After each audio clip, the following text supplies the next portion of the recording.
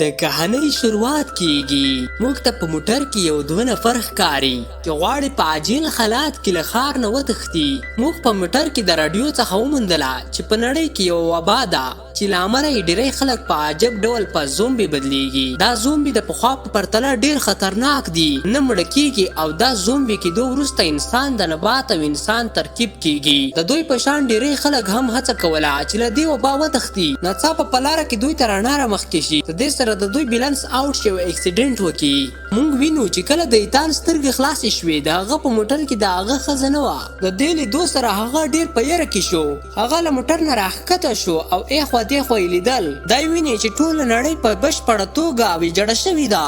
وبا همدغسې شروع وه. په څرګنده توګه د پیښې له وخت نه ډېر وخت تیر شوی دی او په هغه وخت کې هغه نه پوهېده چې د ایتان سره څه پېښ شوي دي. هغه دلته او هلته د خپلې مېرمنې په موندلو لګیا و. بیا یو سړی د هغې مخې ته راغی او په ایتان یې ټوپک ونیو. مخکې له دې چې هغه ایتان ووژني، یو چا له شانه ډزې وکړې. هغه چې د ایتان ژوند یې وژغوره یوه ښځه وه چې اوس ټپي سړي ته راغله، په مخ یې وواهه او بېخوښه یې کړ. له هغه وروسته هغه ایتان ته راغله او ورته ویې ویل نوم یې می ده.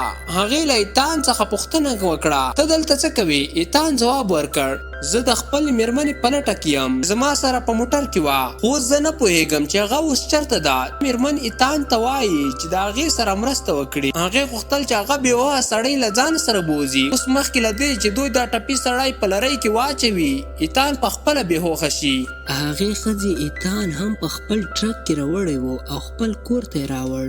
ایتان چې کله هلته ښکته شو، هغه ولیدل چې دغه ښځه د هغه لپاره خواړه پخوي. اوس دغه ښځه د هغه نه څو تپوسونه کوي، ورته وایي چې ته د کوم ځای څخه راغلی یې. په ځواب کې ایتان ورته وایي زه ډېر څه په یاد نه لرم، زه یوازې دا په یاد لرم چې زه د خپلې مېرمنې سره د جهیل غاړې ته روان وم او بیا زموږ موټر ټکر شو او اوس زه دلته یم. د دې ښځې په کور کې د ډېری ورځپاڼو څخه هغه پوهېږي چې نړۍ د وبا له امله ویجاړه شوې او د وبا له راتلو څخه ډېر کلونه تېر شوي دي. او هغه د دې اورېدو لپاره ډېر حیران شو، ځکه چې هغه فکر کوه چې د پرون دی او په دې ټول وخت کې هغه نه پوهېده چې د هغې مېرمن چېرته تللې وه. مریم د ایتان تر شا ولاړه ده او هغه ته وایي چې دا ټول ډېر کلونه د مخه پېښ شوي. د ساینسپوهانو په وینا دا ټول کار د طبیعت لخوا ترسره کیږي تر څو ټول انسانان مړه شي او د نړۍ بیا متوازن شي.